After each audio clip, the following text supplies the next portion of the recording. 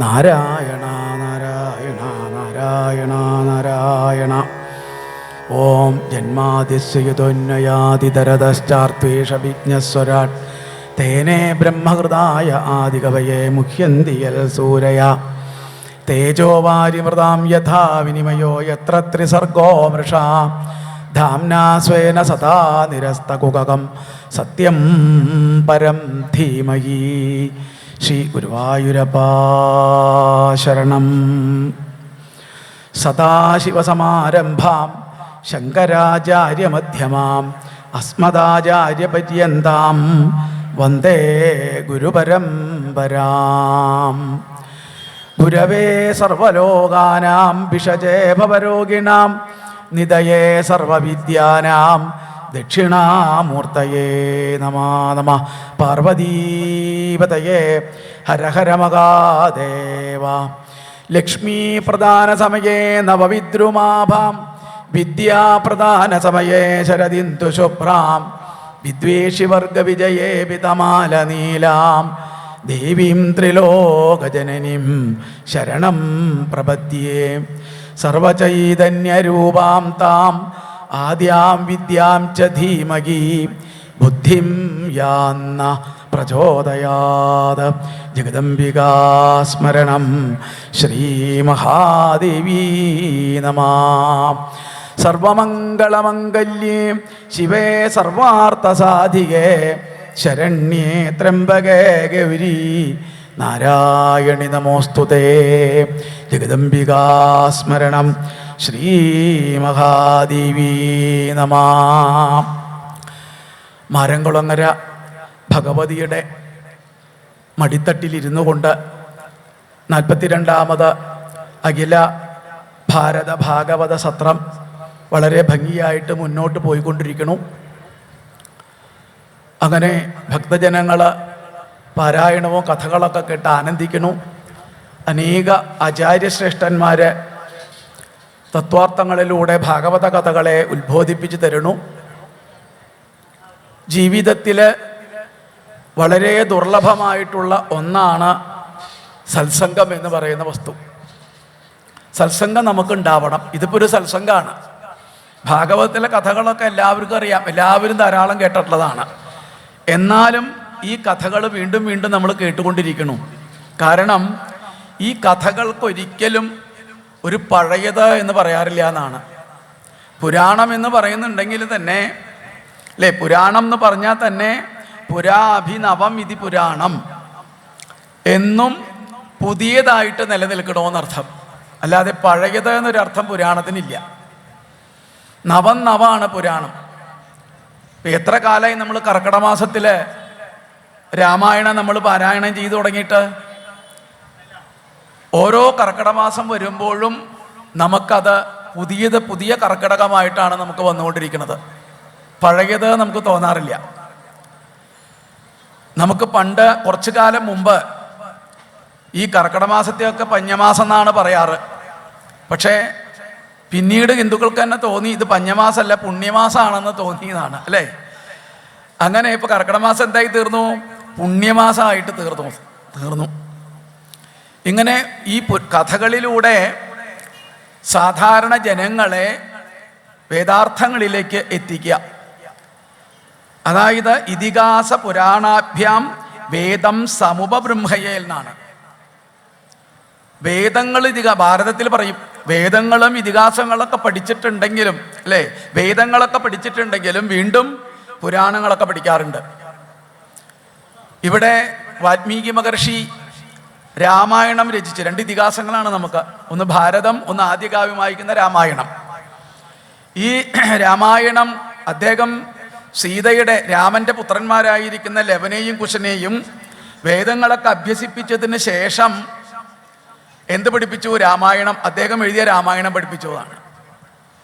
അതുപോലെ തന്നെ ദശമസ്കന്ധത്തിൽ കാണാം, ശ്രീകൃഷ്ണനും കുട്ടികളൊക്കെ എല്ലാവരും കൂടി രാമായണത്തിലെ കഥകൾ കളിച്ചു എന്നാണ് അവിടെ. അപ്പോൾ വേദങ്ങളും ഉപനിഷത്തുക്കളൊക്കെ ഉണ്ടെങ്കിലും ഈ പുരാണങ്ങൾ നമ്മളെ എപ്പോഴും മുന്നോട്ട് നയിച്ചു കൊണ്ടിരിക്കും. ശ്രീകൃഷ്ണൻ്റെ കഥകൾക്ക് എന്താ പ്രത്യേകത? തദേവ രമ്യം രുചിരം നവം നവം തദേവ ശശ്വൽ മനസോ മഹോത്സവം തദേവ ആർഗണചോഷണം നൃണാം. അല്ലേ, നമുക്ക് എപ്പോഴും ഉത്സവം സന്തോഷമായിട്ട് തീർന്നതാണ്. പുതിയതായിട്ടാണ് കഥകൾ. ഓരോ ആചാര്യന്മാരുടെ മുഖത്തു നിന്നും ഭഗവത് കഥകൾ ഇങ്ങനെ കേൾക്കുമ്പോൾ നമുക്ക് പുതിയതായിട്ടാണ് തോന്നുന്നത്. അതാണ് തദേവ രമ്യം രുചിരം നവം നവം. രുചിക്കും തോറും അതിന് സ്വാദ് ഇങ്ങനെ കൂടി വരും. മറ്റൊരു വസ്തുവിനും അങ്ങനെ ഇല്ലാതാ. എത്ര അമ്പലപ്പുഴ പായസായാലും വിരോധമില്ല. 2-3 ഗ്ലാസ് കുടിച്ചു നോക്കൂ, അല്ലേ, കുറച്ച് കഴിഞ്ഞാൽ നമുക്ക് മതിയാവും എന്നാണ്. പക്ഷേ ഭാഗവത കഥകൾ അങ്ങനെയല്ല. ഈ ചുട്ടുപൊള്ളണ വെയിലത്തും രാവിലെ വന്ന് വൈകിട്ട് വരെ ഇരിക്കുന്ന ആളുകളെ കാണാം. എന്താ കാരണം? ഭാഗവതത്തിലെ കഥകൾ കേട്ട്. ഭാഗവതത്തിൻ്റെ കഥകൾക്കുള്ള പ്രത്യേകത എന്താ? ജ്ഞാനവൈരാഗ്യ ഉണ്ടാവുക. ആദ്യം എന്തുണ്ടാവണം? ഭക്തിയുടെ 2 പുത്രന്മാരുടെ പേരാണ് ജ്ഞാനവും വൈരാഗ്യവും. എന്താ ജ്ഞാനം എന്ന് പറഞ്ഞാൽ? ഏതൊന്നിനെ അറിഞ്ഞാൽ അതിനപ്പുറത്ത് വേറെ ഒന്നും അറിയാനില്ല എന്നുള്ള അവസ്ഥയിലെത്താം. വൈരാഗ്യം എന്ന് പറഞ്ഞാലോ, അല്ലേ, ജീവിതത്തിൽ വൈരാഗ്യ ബുദ്ധി വേണം. നമ്മൾ ലൗകികമായ വൈരാഗ്യങ്ങളല്ല, അയലക്കത്തുള്ളവരുടെ വൈരാഗ്യമല്ല ഇവിടുത്തെ വൈരാഗ്യം. വിഷയവൈരാഗ്യം, വിഷയങ്ങളോട് താല്പര്യമില്ലാണ്ടിരിക്കുക. ഈ ചുട്ടുപൊള്ളണ വെയിലത്തും വന്ന് ഊതിയും വിശറിയൊക്കെ വീശിവിടെ ഇരിക്കുന്നുണ്ട് എന്നാൽ AC ഇരുന്നിട്ട് പലരും പറയും, എന്താ ഈ ചുട്ടുപൊള്ളണ വെയിലത്ത് എങ്ങനെയാ അവിടെ പോയിട്ട് നടന്നു പോയിരിക്കണേ എന്ന്. പക്ഷെ വൈരാഗ്യം ഉള്ള ആളുകൾ ഇവിടെ വന്നിരിക്കുന്നു. എന്താ വൈരാഗ്യം? ഇതിലും ചുട്ടുപൊള്ളുന്ന സ്ഥലത്ത് കൊണ്ടുവയ്ക്കാനുള്ളതാണ് ഏത്? ഈ ശരീരം. ആരും സൂക്ഷിച്ചു വെച്ചിട്ടില്ല, അല്ലേ? ഒരു കുറ്റി ഗ്യാസോ, അല്ലെ, ഒരു സ്വിച്ച് ഇട്ടാൽ കത്തിച്ച് കളയാവുന്ന സാധനമേ ഉള്ളൂ. ഇതിലും ചൂടുള്ള സ്ഥലത്ത് കൊണ്ടുവച്ച് കത്തിച്ച് കളയാനുള്ളതാണ്. ഇതാണ് വൈരാഗ്യ ബുദ്ധി. അപ്പം അതിനു മുമ്പ് ജീവിതത്തിൽ നേടിയെടുക്കേണ്ടതാണ് നമുക്ക് ഈശ്വരനിലേക്കുള്ള വഴി. അത് എത്തിച്ചു തരുന്നതാണ് ഋഷീശ്വരന്മാർ പറഞ്ഞു തന്ന ഈ ഭാഗവതാദി കഥകൾ.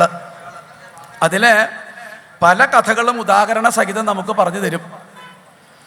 അതിലൊന്നാണ് ഈ ചിത്രകേതു എന്ന് പറയുന്ന രാജാവ് വൃത്രാസുരൻ എന്നുള്ള ഭാവത്തിൽ അവതരിക്കുന്നത് എന്നാണ്. നമ്മളൊക്കെ നല്ലവരാണ് എന്നുണ്ടെങ്കിൽ നമ്മളിൽ എന്തുണ്ട്? ഈ ഗുണങ്ങൾ എപ്പോഴും നമ്മളെ കൂടിക്കൊണ്ടിരിക്കും. ഇപ്പം ഇവിടെ വൃത്രാസുരൻ എന്ന് പറഞ്ഞ വൃത്തികളുടെ മൂർത്തി രൂപമാണ് ഏതെങ്കിൽ ആവരണമാണ് ഏത്? വൃത്രാസുരൻ. വൃത്രൻ ആരുടെ മകനാ? തൊഷ്ടാവിൻ്റെ മകനാണ്. തൊഷ്ടാവിൻ്റെ ഈ രചനയുടെയും 2 ആൺകുട്ടികളിലെ ഒരാൺകുട്ടിയാണ് ഈ 3 തലയുള്ളതായിരിക്കുന്ന തൃശ്ശൂർ വിശ്വരൂപൻ എന്ന് വേണ്ടി പറയാം. തൊഷ്ടാവ് തന്നെ ആദിത്യന്മാരിലൊരാളാണ് തൊഷ്ടാവ്. വിവാഹം കഴിച്ചത് ആരെയാന്ന് വിചാരിച്ചാൽ അസുര പെൺകുട്ടിയാണ് വിവാഹം കഴിച്ചത്. ഈ അസുര പെൺകുട്ടി വിവാഹം കഴിച്ചോടുകൂടി ജാതിഭ്രഷ്ട് വന്നു എന്നാണ്. ഇനി നിങ്ങളെ ഒന്നിലും കൂട്ടില്ല എന്ന് പറഞ്ഞ് അവരെ ഒഴിച്ചിട്ടാണ്. പക്ഷെ ഒരിക്കൽ ഇന്ദ്രന് ചില അബദ്ധങ്ങൾ പറ്റണു. നമുക്ക് പറയല്ലോ, ഈ നമ്മുടെ മനസ്സിലുള്ളതായിരിക്കുന്ന സങ്കല്പങ്ങൾ മുഴുവനും ശരിയാവണമെന്നില്ല. അതിനെ മാറ്റാനായിട്ട് ഭാരതത്തിലൊക്കെ ഒരുപാട് ഉപദേശങ്ങൾ നമുക്ക് തരും. നമുക്ക് ഭയമുണ്ട്. ഇപ്പം നേരത്തെ പറഞ്ഞേ ഉള്ളൂ, എല്ലാ ഭയങ്ങളിൽ നിന്നും നമുക്ക് രക്ഷ കിട്ടാൻ ഭഗവാനെ ഭജിച്ചാൽ മതി എന്നാണ്. അപ്പം ജ്ഞാനത്തിലേക്ക് എത്തണം. അതായത് ദ്വിതീയാൽ വൈ ഭയം ഭവതി എന്നാണ് ഉപനിഷത്ത് പറയുക. 2 ഉണ്ട് എന്ന് തോന്നുക, അതൊരു തോന്നലാണ്. വാസ്തവത്തിൽ 2 ഇല്ല, എന്തേ ഉള്ളൂ? 1 ഉള്ളൂ എന്നുള്ള ഭാവത്തിലേക്ക് എത്തണം. അതാണ് ബ്രഹ്മഭാവത്തിലേക്ക് എത്താനായിട്ട് പറ്റണം. മിഥ്യാഭാവമാണ് നമ്മളിലുള്ള മുള്ളുള്ളത്. ശങ്കരാചാര്യസ്വാമികൾ പറയും, ദൃശ്യം സർവം അനാത്മാസ്യാൽ ദൃക് ആത്മാ വിവേകിന ആത്മാ അനാത്മാ വിവേകോയം കഥിതോ ഗ്രന്ഥകോടിഭി. അനവധി ഗ്രന്ഥങ്ങളുണ്ട് നമുക്ക്. ഈ ഗ്രന്ഥങ്ങളിലൊക്കെ പറയുന്ന വസ്തു ഏതാണെന്നറിയോ? ഒരു വസ്തുവാണ്. ആത്മാ അനാത്മാ വിവേകം ഉണ്ടാവണം. അതായത് നശിക്കുന്ന വസ്തുക്കളുണ്ട്, അതിനെ സത്യമാണെന്ന് ധരിക്കുക. നശിക്കാത്ത വസ്തുവായിരിക്കുന്ന ബ്രഹ്മഭാവത്തിലേക്ക് എത്താൻ നമുക്ക് പറ്റണില്ല. പുരാണങ്ങളും കാവ്യങ്ങളും ഇതിഹാസങ്ങളൊക്കെ പഠിച്ചാൽ മാത്രമേ നമുക്ക് ഇത് മനസ്സിലാക്കാനായിട്ട് സാധിക്കുള്ളൂ. അതായത് 2 ഫലങ്ങളുണ്ടെന്നാണ് പറയുക. സംസാര വിഷവിഷസ്യ ദ്വേഫലേ അമൃതോപമേ. അതായത് കാവ്യാമൃത രസാസ്വാദ സല്ലാവ സജ്ജനൈസക. സംസാര വിഷത്തിൽ നിന്ന് രക്ഷപ്പെടാനായിട്ട് നമുക്ക് രണ്ട് മാർഗങ്ങളുണ്ട്. ഒന്ന്, കാവ്യാമൃത രസാസ്വാദ, കാവ്യാമൃതങ്ങളൊക്കെ പഠിക്കുക. രാമായണം, ഭാഗവതം തുടങ്ങിയ ഭാരതം തുടങ്ങിയ പുരാണങ്ങൾ ഒക്കെ വായിച്ച്, സ്തോത്രങ്ങളൊക്കെ വായിച്ച് മനസ്സിലാക്കുക. രണ്ടാമത് സല്ലാവ സജ്ജനൈസക, സജ്ജനങ്ങളോട് കൂടിയിട്ട് നടക്കുക, സജ്ജനങ്ങളുടെ മുഖത്തു നിന്നുള്ള വാക്കുകളൊക്കെ കേൾക്കുക. ഇത് രണ്ടെണ്ണമാണ് നമുക്ക് ഏറ്റവും പ്രധാനം. അപ്പം അങ്ങനെ എത്തണമെന്നുണ്ടെങ്കിൽ സാധാരണക്കാർക്ക് എത്തിപ്പിടിക്കാൻ പറ്റാത്തായിരിക്കുന്ന വേദങ്ങളും ഉപനിഷത്തുകൾക്കൊന്നും എത്തിപ്പിടിക്കാൻ പറ്റാത്ത സാധാരണക്കാർക്ക് ഇങ്ങനെ ഗുരുമുഖത്തു നിന്ന് ഈ കഥകളൊക്കെ കേൾക്കുക. കഥകളിലുള്ള പ്രത്യേകത എന്താ? കഥ്യതേ പ്രകാശയതേ ഇത് കഥ. അതായത് കഥയിൽ ചില തത്വങ്ങളും കാര്യങ്ങളൊക്കെ ഒളിഞ്ഞ് ഇരിക്കുന്നുണ്ട്. അതാണ്. ചില കഥകൾ കേട്ടാൽ അങ്ങനെ ആവരുത്, ചില കഥകൾ കേട്ടാൽ അങ്ങനെ ആവണം, ഇങ്ങനെയുള്ള തിരിച്ചറിവ് നമുക്കുണ്ടാവണം. ഇതാണ് ആ കഥ. അതായത് ഭാരതത്തിൽ അതിനൊരു ഉദാഹരണം പറയും. നമുക്ക് ഏകയാത്വേ വിനിശ്ചിത്യ ത്രീൻ ചതുർഭി വശേൽ കുരു പഞ്ചജിത്വാ വിത്തിത്വാ ഷഡ് സപ്തഹിത്വാ സുഖീഭവ. വിദുരോപദേശത്തിലുള്ളതാണ് അല്ലേ. ഒരു മനുഷ്യനെ സുഖിയാവാനായിട്ട് എന്താണ് ചെയ്യേണ്ടത് എന്ന് ചോദിക്കുകയാണ്. അപ്പം അതിൽ പറയാണ്, ഏകയാത്വേ വിനിശ്ചിത്യ, ഒന്നുകൊണ്ട് രണ്ടിനെ ജയിക്കണം എന്നാണ്. ഏതാ? ഒന്ന്, ബുദ്ധി. ബുദ്ധി കൊണ്ട് രണ്ടെണ്ണത്തിന് ജയിക്കണം. ഏതേതാ? വേണ്ടത് ഏത്, വേണ്ടാത്തത് ഏത് എന്ന് തിരിച്ചറിയാനായിട്ട് പറ്റുക. അതാണ് ഏകയാത്വേ വിനിശ്ചിത്യ. ഇനി അടുത്തത് ത്രീൻ ചതുർഭി വശേൽ കുരു എന്നാണ്. മൂന്നെണ്ണത്തുണ്ട് നാലെണ്ണം അടക്കണം എന്നാണ്. ഏതാ മൂന്നെണ്ണം? ശത്രു, മിത്രം, ഉദാസീനൻ. ഇതാണ് മൂന്നെണ്ണം. ഇതിന് ഇനി ഏതിനെ അടക്കണം? സാമദാന ഭേദ ദണ്ഡം. ഇതിനെ മനസ്സിലാക്കണം എന്നാണ് പറയാം. ഇനി അടുത്തത് പറയും പഞ്ചജിത്വാ വിധിത്വാഷട്ട്. 5 എണ്ണത്തെ ജയിക്കണം എന്നാണ്. ഏതാ 5 എണ്ണത്തിന്? ഇന്ദ്രിയങ്ങൾ, പഞ്ചേന്ദ്രിയങ്ങൾ, കണ്ണ്, മൂക്ക്, നാക്ക്, ത്വക്ക്, ചെവി തുടങ്ങിയത് 5 എണ്ണത്തിന്. അതാണ് പഞ്ചജിത്വ. 5 എണ്ണത്തിനെ ജയിക്കണം. എന്നിട്ട് വിധിത്വാ ഷഡ് 6 എണ്ണത്തിനെ മനസ്സിലാക്കാൻ പറ്റണം. ഏതാ 6 എണ്ണം? സാമ, ദാന, ഭേദ, ദണ്ഡ അറിയണമെന്നാണ്. ഇനി അത് കഴിഞ്ഞാലോ സപ്തഹിത്വ 7 എണ്ണത്തിനെ ഉപേക്ഷിക്കണം എന്നാണ് പറയാം അല്ലേ. 7 എണ്ണം എന്ന് പറഞ്ഞിട്ടുണ്ടെങ്കിൽ നായാട്ട്, ചൂത്, സ്ത്രീസേവ, മദ്യപാനം, വാക്പാരുഷ്യം, ദണ്ഡപാരുഷ്യം, അർത്ഥദൂഷണം, ഇതൊക്കെ ഉപേക്ഷിച്ച് കഴിഞ്ഞാൽ സുഖീഭവ, സുഖമായിട്ട് വരും. ഭാഗവതത്തിൻ്റെ ബേസ് തന്നെ എന്താ? പരീക്ഷിത്ത് മഹാരാജാവ് നേരത്തെ പറഞ്ഞു നിർത്തിയുള്ളൂ ആചാര്യ. അതായത് പൂജ്യാവതിക്രമ, പൂജിക്കേണ്ടതായിരിക്കുന്ന ആളുകളെ പൂജിച്ചില്ല, ഇനി പൂജിച്ചില്ലെങ്കിൽ പോട്ടെ, വന്നിച്ചില്ലെങ്കിൽ പോട്ടെ, നിന്ദിക്കരുത് എന്നാണ് പറയാ. പരീക്ഷത്തിന് എന്താ പറ്റിയത് അല്ലേ? മഹർഷി തപസ് ചെയ്തുകൊണ്ടിരിക്കുമ്പോൾ അദ്ദേഹത്തെ അവഹേളിച്ചു. അപ്പോൾ നമുക്ക് എന്തുണ്ടാവണം? വിവേകം ഉണ്ടായിട്ട് വരണം. വിവേകത്തിൻ്റെ ഒരു കുറവ് അവിടെ ഉണ്ടായി എന്നാണ്. അപ്പോൾ ഇങ്ങനെ ഇതിഹാസ പുരാണാഭ്യാം വേദം സമുപർവം ഹേയേൽ എന്നാണ്. ഇതിഹാസ പുരാണങ്ങളിൽ ആ വേദതത്വങ്ങളെ ഉൾക്കൊള്ളിച്ചു കൊണ്ടിരിക്കണു.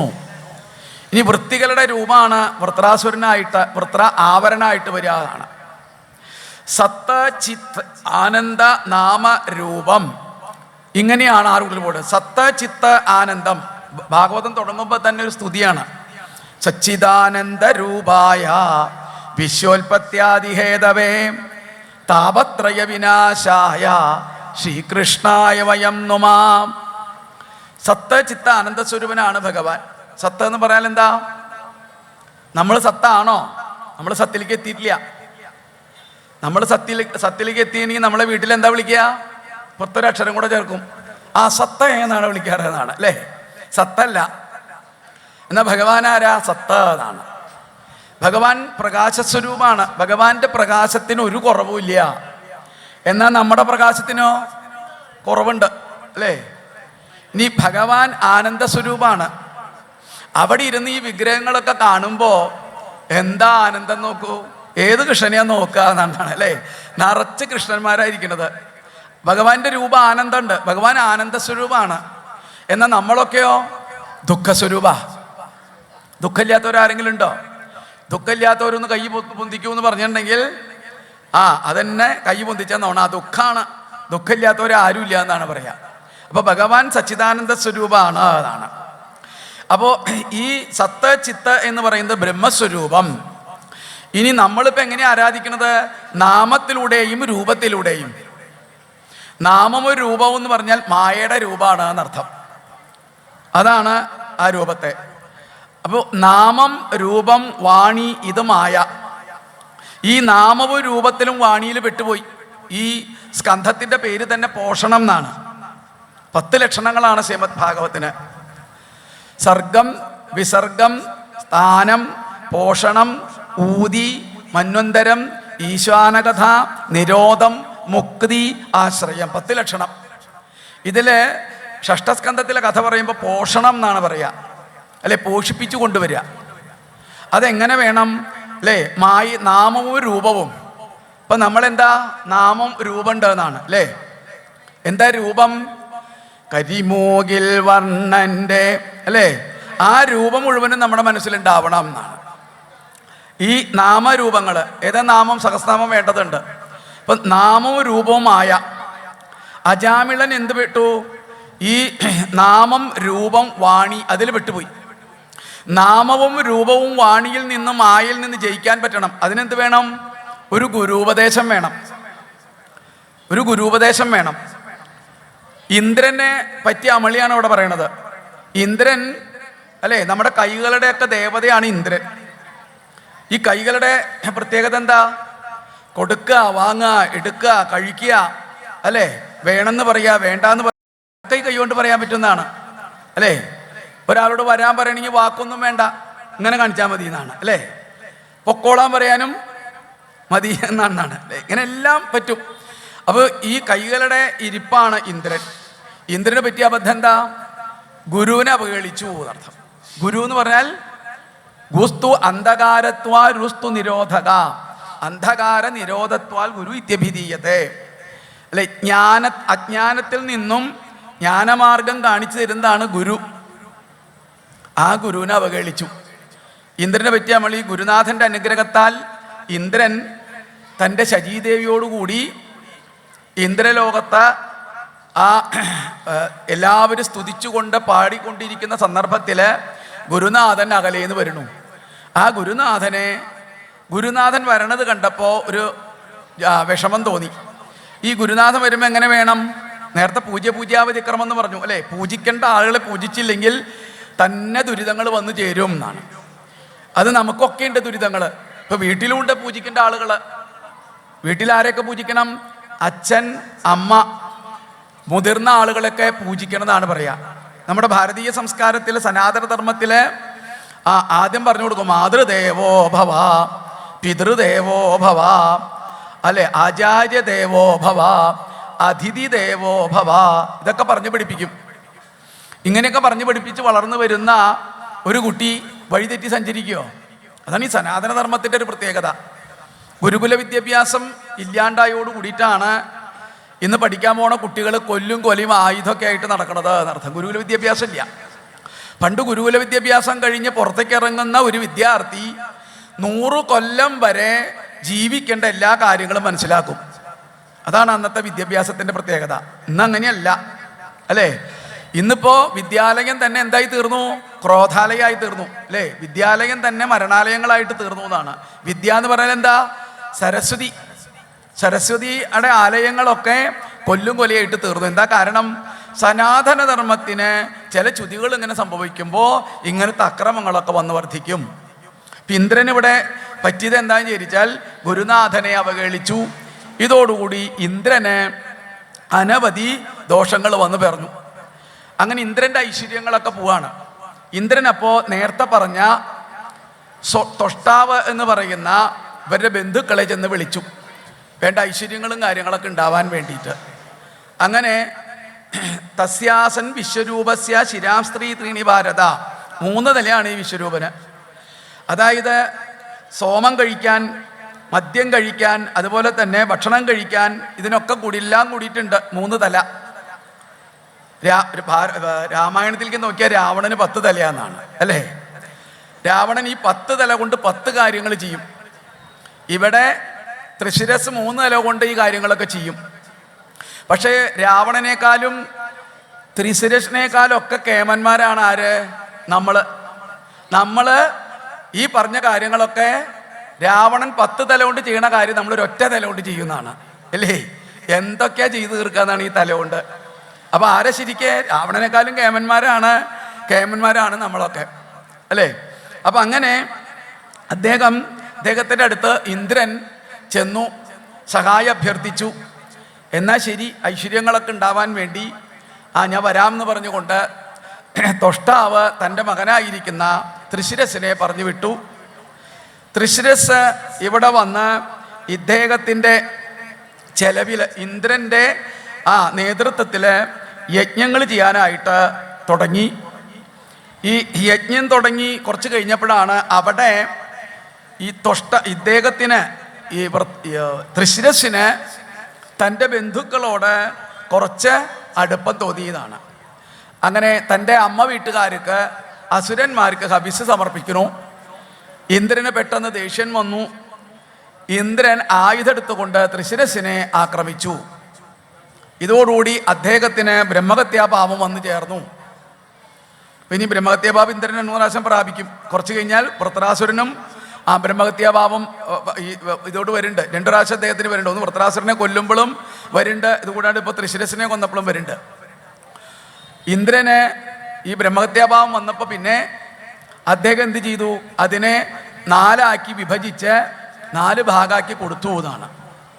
അത് ഭൂമിക്ക് കുറച്ച് കൊടുത്തു, വൃക്ഷങ്ങൾക്ക് കുറച്ച് കൊടുത്തു, വെള്ളത്തിലേക്ക് കുറച്ച് കൊടുത്തു, സ്ത്രീകൾക്ക് കൊടുത്തു എന്നാണ്. ഇങ്ങനെ 4 ഭാഗമാക്കി തിരിച്ചു.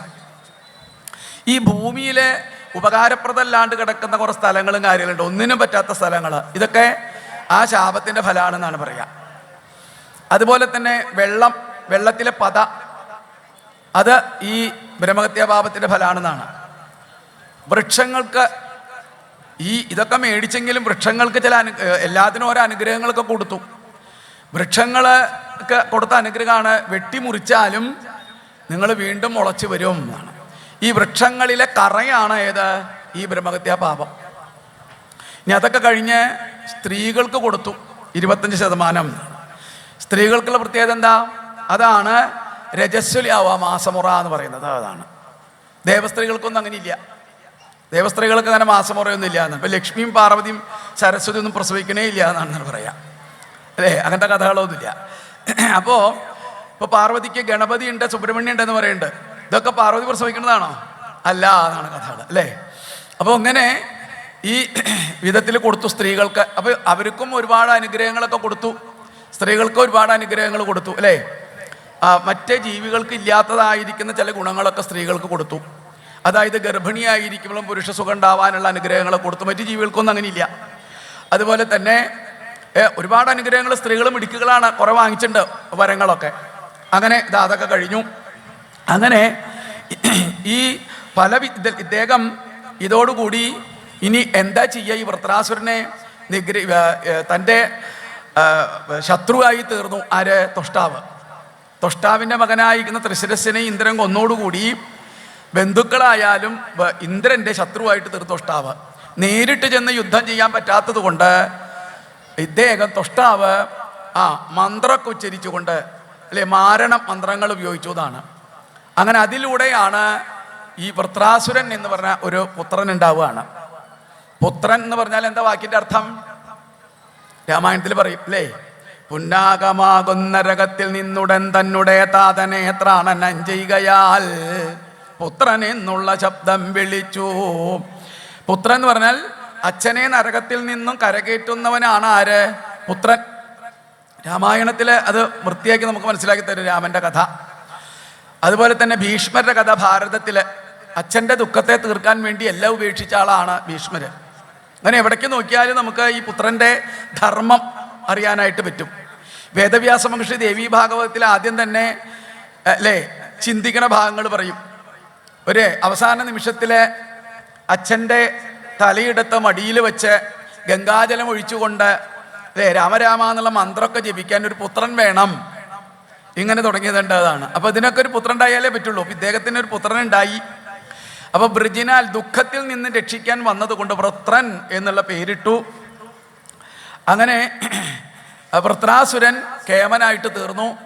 വൃത്രാസുരനോട് പറഞ്ഞു, നിന്റെ ഏട്ടനായിരിക്കുന്ന ത്രിശിരസിനെ നിഗ്രഹിച്ചത് കൊണ്ട് പോയി ഇന്ദ്രനെ നിഗ്രഹിക്കൂ എന്നാണ്. ആയുധങ്ങളൊക്കെ ആയിട്ട് ഇന്ദ്രൻ്റെ നേരെ എത്തി. ആ യുദ്ധത്തിൽ ഇന്ദ്രന് ജയിക്കാനായിട്ട് സാധിച്ചില്ല. ഇന്ദ്രൻ അവിടെ നിന്ന് ഓടി രക്ഷപ്പെട്ടു. അങ്ങനെ വന്നുകൊണ്ട് സാക്ഷാൽ ഭഗവാനെ സ്തുതിക്കാൻ തുടങ്ങി. ഗംഭീര സ്തുതിയാണ് ഇന്ദ്രൻ്റെ. നമസ്തേ യജ്ഞവീര്യായ വയസേ ഉതതേ നമഃ, നമസ്തേ യസ്തചക്രായ നമസ്സുപുരുഭൂതയേ യൽത്തേ ഗതീനാം വിശ്രണാമീശിതു പരമം പദം നാർവാചീനോ വിസർഗസ്യ ധാതർവേദിതുമർഹതി. ഭഗവാനെ സ്തുതിക്കുകയാണ്. സ്തുതി ഓം നമസ്തേസ്തു ഭഗവൻ നാരായണ. അല്ലേ, എന്താ ഭഗവാൻ എന്ന് പറഞ്ഞാൽ തന്നെ 6 ഗുണങ്ങളോട് കൂടിയത് അതാണ് അല്ലേ. പിന്നെ നാരായണ, എല്ലാ വസ്തുക്കളിലും ഇരിക്കുന്ന പരമ്പൊരുളായിരിക്കുന്ന ഭഗവാൻ. ആദിദേവ വാസുദേവ, എല്ലാ വസ്തുക്കളിലും സമ്പത്തുകളിലും ജീവന്മാരിലും ഇരിക്കുന്ന പരമപൊരുള്. ആദിദേവ, ആദ്യമേ ഉണ്ടായത്, ആരാലും ഉണ്ടാക്കപ്പെട്ടതല്ല. മഹാപുരുഷ പരമമംഗള, പരമായിരിക്കുന്ന മംഗളം, മോക്ഷപ്രാപ്തിയിലേക്ക് എത്തിക്കുന്നതും. പരമകല്യാണ, കല്യം മംഗളങ്ങൾ കൊടുക്കുന്നതും.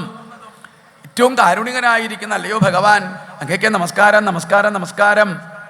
ഇങ്ങനെ സ്തുതിച്ചു. അതോ ഈശഹിത്വാഷ്ടം ഗ്രസന്തം ഭുവനത്രയം ഗ്രത്താനിയേന കൃഷ്ണ തേജസ്യസ്ത്രായുധാനി ച. ആ വൃത്രാസുരൻ്റെ ആക്രമണത്തിൽ വിട്ട് ഞങ്ങൾ വളരെ ദുഃഖിച്ചിരിക്കുന്നു. അതിൽ നിന്ന് ഞങ്ങളെ രക്ഷിക്കണേ രക്ഷിക്കണേ എന്ന് പറഞ്ഞുകൊണ്ട് ഭഗവാനെ ആദ്യം തന്നെ സ്തുതിച്ചു. സ്തുതിച്ചു കഴിഞ്ഞാൽ പിന്നെ എന്താ ഉണ്ടാവുക? ഭഗവാൻ അവിടെ വന്ന് പ്രത്യക്ഷപ്പെട്ടു എന്നാണ്. പ്രത്യക്ഷപ്പെട്ട ഭഗവാൻ അവർക്ക് വേണ്ടതായിരിക്കുന്ന അനുഗ്രഹങ്ങളൊക്കെ കൊടുക്കുകയാണ്. അപ്പോൾ ആദ്യം തന്നെ സ്തുതിച്ച സമയത്ത് ഭഗവാൻ പ്രത്യക്ഷപ്പെട്ടു. പ്രത്യക്ഷപ്പെട്ട സമയത്ത് ഭഗവാൻ അനുവദിച്ച സ്തോത്രങ്ങൾ കൊണ്ട് വീണ്ടും സ്തുതിച്ചു. അല്ലേ, വിശ്വസമത്തിൽ പറയില്ലേ, സ്തവ്യ സ്തവപ്രിയ സ്തോത്ര സ്തുതിസ്തോതാരണപ്രിയ. ലളിതാ സഹസ്രനാമത്തിലും പറയും അല്ലേ, സ്തോത്രപ്രിയ ശ്രുതിമതി ശ്രുതി സംസ്തുത വൈഭവ. സ്തുതിക്കുന്നവരോട് ഏറ്റവും പ്രിയണ്ട് എന്നർത്ഥം. അങ്ങനെ ഭഗവാൻ പറഞ്ഞു, നിങ്ങൾ പേടിക്കൊന്നും വേണ്ട, ഞാൻ ചില ഉപദേശങ്ങളൊക്കെ തരാം. അദ്ദേഹത്തിനെ ഈ വൃത്രാസുരനെ നിഗ്രഹിക്കണമെങ്കിൽ എന്ത് വേണം?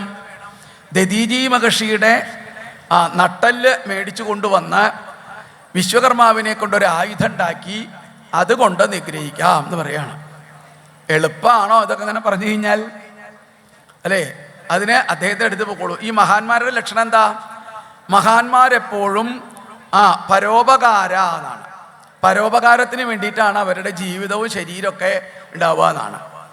ഈ വേദവ്യാസ മഹർഷി 18 പുരാണങ്ങൾ ഇതിഹാസങ്ങളൊക്കെ രചിച്ചുകൊണ്ടല്ലേ നമ്മൾ മിടുക്കന്മാരായിട്ട് പറയണതും വായിക്കണതും കേൾക്കണതൊക്കെ. അല്ലേ, വേദവ്യാസ മഹർഷിക്കിട്ട് ഇരിക്കട്ടെ എന്ന് പറഞ്ഞാൽ എന്തെങ്കിലും കൊടുക്കാറുണ്ടായിരുന്നെങ്കിലും വലിയതാണ്. വേദവ്യാസ മഹർഷിയോടുള്ള കടം വീട്ടുക എന്ന് പറഞ്ഞാൽ എന്താ? അദ്ദേഹത്തിൻ്റെ ഈ കൃതികളൊക്കെ ഒന്ന് പാരായണം ചെയ്യുക എല്ലാവരും. അതുകൊണ്ടാണ് 3 കടങ്ങളുണ്ട് എന്ന് പറയും. ദേവകടം, ഋഷികടം, പിതൃകടം. 3 കടം ഉണ്ട് നമുക്ക്. ഇവിടെ വന്നിട്ട് പിന്നെ ഒരുപാട് കടങ്ങൾ വേറെ വരുന്നുണ്ട് കേട്ടോ, അത് വേറെ കാര്യം അല്ലേ. ഇത് പോരുമ്പോൾ നമ്മൾ കൊണ്ടുവരുന്ന കടങ്ങളാ. അതിലെ ദേവകടം എന്ന് പറഞ്ഞാൽ എന്തേ? ഇപ്പം മാരംകുളങ്ങര ഭഗവതിയുടെ അവിടെ എന്തെങ്കിലും പണികളൊക്കെ നടക്കണു, ശ്രീകോവിൽ പുതുക്കി പണിയണു അല്ല, എങ്ങനെയൊക്കെ ഉണ്ടെങ്കിൽ അതിന് സംഭാവനയൊക്കെ കൊടുത്തു, അതിൽ ചെന്ന് പങ്കാളികളായി അതൊക്കെ കൊടുത്ത് അതൊക്കെ അങ്ങനെ ഒക്കെ ദേവകടങ്ങൾ മറ്റു കാര്യങ്ങളൊക്കെ അങ്ങനെ മാറി കിട്ടും എന്നാണ്. പൂജാ ഹോമാദി ദ്രവ്യങ്ങളൊക്കെ. ഇനി അത് കഴിഞ്ഞാൽ പിതൃകടം എന്ന് പറഞ്ഞാലോ അല്ലേ, പിതൃകടം എന്ന് പറഞ്ഞാൽ അച്ഛനമ്മമാരോടുള്ള കടം വീട്ടണം. ഈ അച്ഛനമ്മമാരോട് എങ്ങനെയാണ് കടം വീട്ടുക? എപ്പോഴാണ് കടം വീട്ടുക അച്ഛനമ്മമാരോട്? എല്ലാവരും വിചാരം മരിച്ചു കഴിഞ്ഞിട്ടാണ് എന്നാണ് അല്ലേ.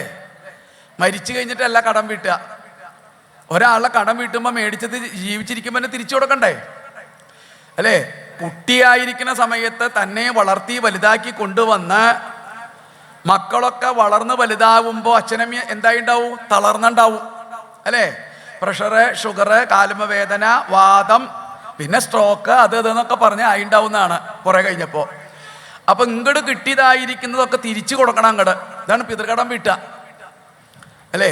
ഇനി സ്ഥലത്തില്ലെങ്കിലും ഫോണിലൂടെ ഒന്ന് വിളിച്ചിട്ട് അമ്മേ സുഖം തന്നെയല്ലേ, എണ്ണയൊക്കെ കഴിഞ്ഞോ, അല്ലെങ്കിൽ മുറുക്കാൻ കഴിഞ്ഞോ അല്ലേ, എന്തൊക്കെയാ സുഖമല്ലേ എന്ന് ഫോണിലോട് വിളിച്ച് ചോദിക്കുക.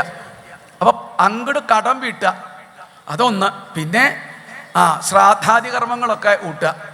അപ്പൊ ഇങ്ങനെ പിതൃകടം നമ്മൾ ഈ പൂജകളിലും അതുപോലെ നമ്മുടെ വാക്കുകളൊക്കെ തെറ്റിദ്ധരിക്കുക. നമുക്ക് പിതൃകടം വീട്ടുക എന്ന് പറഞ്ഞാൽ ആ ശ്രാദ്ധ കൂട്ടൽ തന്നെയല്ല, ജീവിച്ചിരിക്കുമ്പോൾ അച്ഛ അമ്മയെന്നൊന്ന് വിളിക്കുക.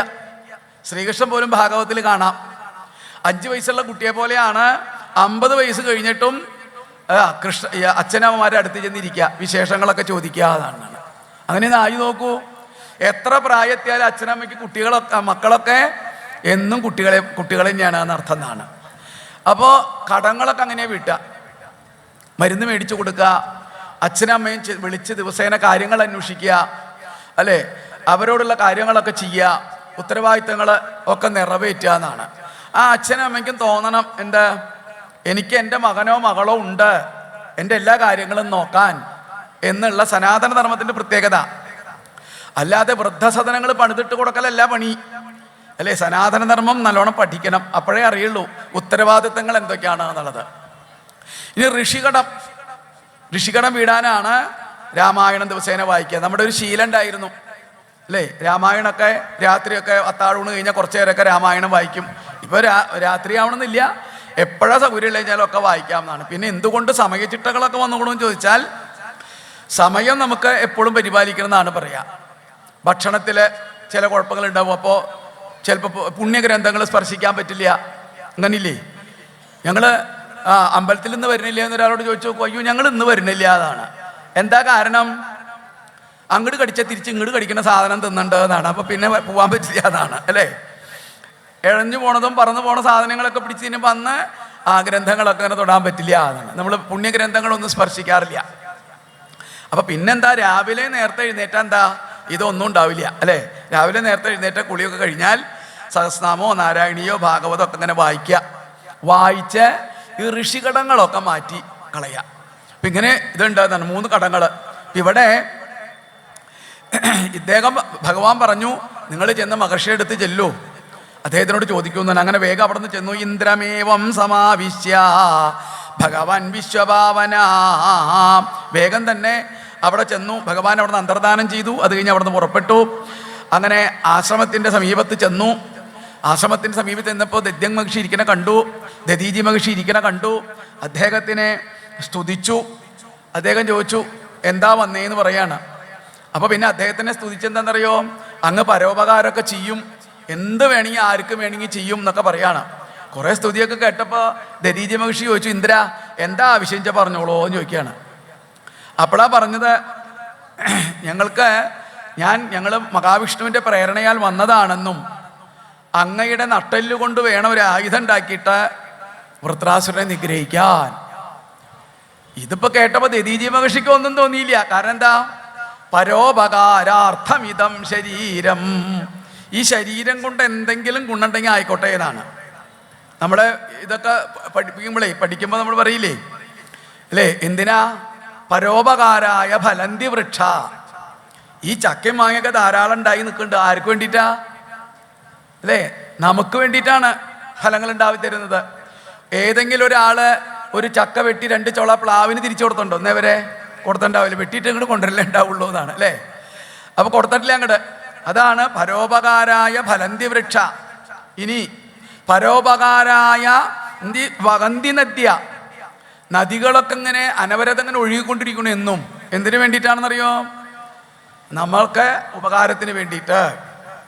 പരോപകാരായ ദുഹന്തികാവ, പശുക്കൾ ധാരാളം വലിയ അകിടും കൊണ്ട് പാല് കൊണ്ട് നടക്കുന്നുണ്ട്. ആർക്ക് വേണ്ടി? നമുക്ക് വേണ്ടിയിട്ട് എന്നാണ്.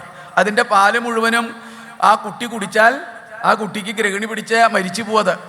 ചിലവർ പറയും പശുവിൻ്റെ പാല് ചൂഷണം ചെയ്യല്ലേ എന്നൊക്കെ പറയുന്നതാണ് അല്ലേ. പശുവിനോട് ചോദിച്ചാലേ അറിയുള്ളൂ. അകട്ട് വീർത്ത് നിന്ന് കുട്ടിയൊക്കെ കുടിക്കാണ്ടിരിക്കുമ്പോൾ കറന്നെടുക്കുമ്പോൾ ഉണ്ടാകുന്ന ആശ്വാസം ആരോട് ചോദിച്ചാൽ മതി? പശുവിനോട് ചോദിച്ചാൽ മതി എന്നാണ്. പശുവിന് പറയാൻ പറ്റില്ലല്ലോ, അല്ലേ? പിന്നെ പറയാണ് പരോപകാരാർത്ഥം ഇതം ശരീരം. ഈ ശരീരം എന്തിനുള്ളതാ? പരോപകാരത്തിന് വേണ്ടിയിട്ടാണ് എന്നാണ്. ഇതൊക്കെ പരോപകാരല്ലേ? നമ്മൾ നടത്തുന്ന സത്രമൊക്കെ പരോപകാരല്ലേ, അല്ലേ? എല്ലാവരും മനസ്സ ത്രികരണങ്ങളെ കൊണ്ട്, മനസ്സ വാച കർമ്മണ, ത്രികരണങ്ങളെ കൊണ്ട് മുഴുവനും ചെയ്യണമെന്നാണ്. മനസ്സുകൊണ്ട്, വാക്കുകൾ കൊണ്ട്, കർമ്മങ്ങളെ കൊണ്ട്, ഈ മൂന്നും കൂടുമ്പോഴാണ് ഇത്രയും വലിയ ഒരു സത്ര സന്ദർഭം അല്ലെങ്കിൽ ഒരു ഉത്സവമായിട്ട് തീരുക. അപ്പം ഇവിടെ ഇദ്ദേഹത്തിനെ സംബന്ധിച്ചിടത്തോളം അങ്ങനെയുള്ളൂ. ദധീചി മഹർഷി പറഞ്ഞു, ഞാനിപ്പോൾ കണ്ണടച്ചിരിക്കാം, കുറച്ച് കഴിയുമ്പോൾ ശ്വാസം നിലച്ച് കഴിഞ്ഞാൽ നട്ടൽ കൊണ്ടുകൊള്ളാൻ പറയാണ്. ശിവപുരാണത്തിൽ ദധീചി മഹർഷിയുടെ മഹാത്മ്യം കുറെ വർണ്ണിക്കും. ഈ ദധീചി മഹർഷിയുടെ പത്നി സുവർച്ചസ ഗർഭിണിയായിരുന്നു. ആ സമയത്ത് സുവർച്ചസ വേറെ ദിക്കിലേക്ക് പറഞ്ഞു വിട്ടു. ഭാര്യ സമ്മതിക്കോ ഭർത്താവിൻ്റെ നട്ടല് കൊണ്ടുകൊള്ളാൻ? ഏതെങ്കിലും ഭാര്യ പറയുന്നോ? ഇല്ല, പറയാൻ വഴിയില്ല. അല്ല, ചില ഭാര്യമാർ പറയുവാണെങ്കിൽ തല തന്നെ കൊണ്ടുകൊള്ളൂ, തൊയിരം കിട്ടിയാൽ മതി എന്നാണ്, അല്ലേ? നട്ടല് കൊണ്ട് ഒരു ഭാര്യയും പറയില്ല. ഇവിടെ ഈ സുവർച്ചസ വേറെ ദിക്കിലേക്ക് പോയി, അടുത്ത ആശ്രമങ്ങളിലൊക്കെ പോയി. അതിനിടയ്ക്കാണ് ഈ രംഗങ്ങളൊക്കെ ഉണ്ടായത്. ഇദ്ദേഹത്തിൻ്റെ നട്ടലിലൊക്കെ ഇന്ദ്രൻ വന്നു നോക്കിയപ്പോൾ ശ്വാസമൊന്നും ഇല്ല. അങ്ങനെ വിശ്വകർമാവിനെ നട്ടലെടുത്തുകൊണ്ട് ആയുധം ഉണ്ടാക്കാൻ കൊണ്ടുപോയി. സുവർച്ചസ കുറേ കഴിഞ്ഞ് തിരിഞ്ഞു വന്ന് നോക്കിയപ്പോൾ എന്തായെന്നറിയോ? ഭർത്താവിൻ്റെ കുറച്ച് എല്ലും നെല്ലൊക്കെ ഇവിടെ കിടക്കുന്നുണ്ട്. അപ്പോൾ ഈ പൂർണ്ണ ഗർഭിണിയായിരിക്കുന്ന സുവർച്ചസയിൽ നിന്ന് പെട്ടെന്ന് പുറത്തേക്ക് വരുന്നൊരു കുട്ടിയാണ് പിപ്പലാദ മഹർഷി എന്ന് പറയും. ഈ കുട്ടിയെ ആലിൻ്റെ കടക്കി ഇരുത്തുകയാണ്. അതുകൊണ്ടാണ് പിപ്പലം, ആലിനൊരു പേരുണ്ട് പിപ്പലം, പിപ്പലാദൻ. കടക്കി ഇരുത്തിയത് കൊണ്ട്, അതുകൊണ്ടാണ് ആല് പ്രദക്ഷിണം വയ്ക്കാൻ പറയാം. ആല് പ്രദക്ഷിണം വയ്ക്കുമ്പോൾ മഹാദേവന്റെ അവതാര ശക്തിയാണ് ഏത്? ഈ പിപ്പലാദ മഹർഷി. അതുകൊണ്ടാണ് സപ്താശ്വത്തെ പ്രദക്ഷിണം. ഏഴര ശനിയൊക്കെ ഉണ്ടാവുമല്ലോ, ഈ ശനിയുടെ ദോഷമൊക്കെ തീരാൻ ആല് പ്രദക്ഷിണം വെച്ചാൽ മതി. ഇതാണ്. ഇപ്പം ക്ഷേത്രത്തിലേക്ക് വരുമ്പോൾ ചില കണക്കുകളില്ലേ?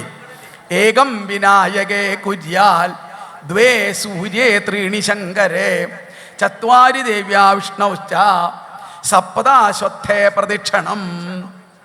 അല്ലേ? ഒരു പ്രദക്ഷിണം വെച്ച ഗണപതി സന്ദർശിച്ചു എന്നാണ്. സൂര്യനുണ്ട്, ത്രീണി ശങ്കരേ മഹാദേവന് 3 പ്രദക്ഷിണം, 4 പ്രദക്ഷിണം വിഷ്ണു ദേവി. പൊതുവെ 3 പ്രദക്ഷിണം എല്ലാവരും വയ്ക്കണമെന്ന് മാത്രം. സപ്താശ്വത്തെ പ്രദക്ഷിണം 7 പ്രദക്ഷിണം ആലിന്. ശനിദോഷം തീരാൻ ഏറ്റവും നല്ലതാണ് ഏത്? ആലിനെ പ്രദക്ഷിണം വയ്ക്കുക.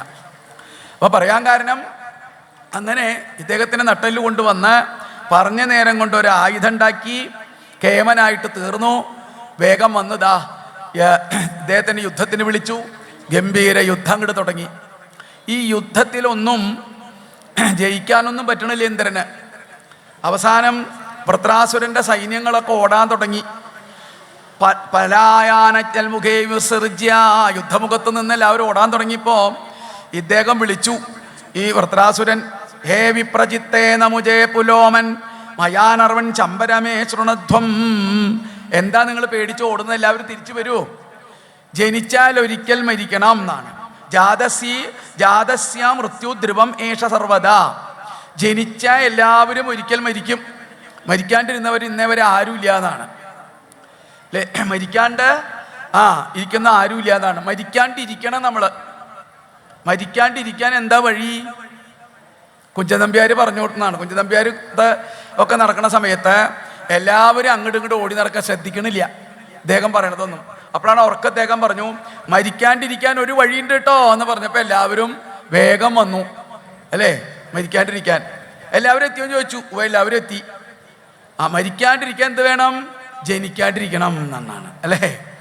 അപ്പോൾ അങ്ങനെ വേണം. അപ്പോൾ ജാതസ്യക്ക് ധ്രുവം മൃത്യു ഏഷ സർവദ. എല്ലാവരും ജനിക്കും, എല്ലാവരും മരിക്കും.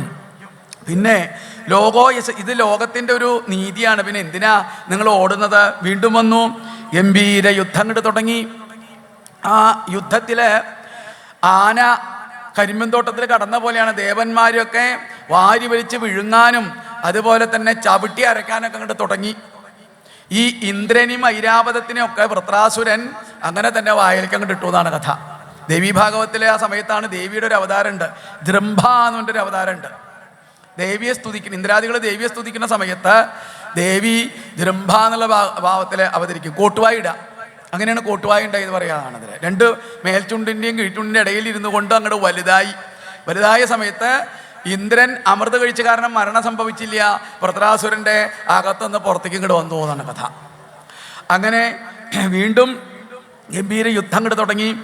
ഈ യുദ്ധത്തിൽ എന്ത് ചെയ്താൽ ഇന്ദ്രൻ്റെ കയ്യിൽ നിന്ന് ആയുധം വരെ തെറിച്ചു പോയി എന്നാണ്.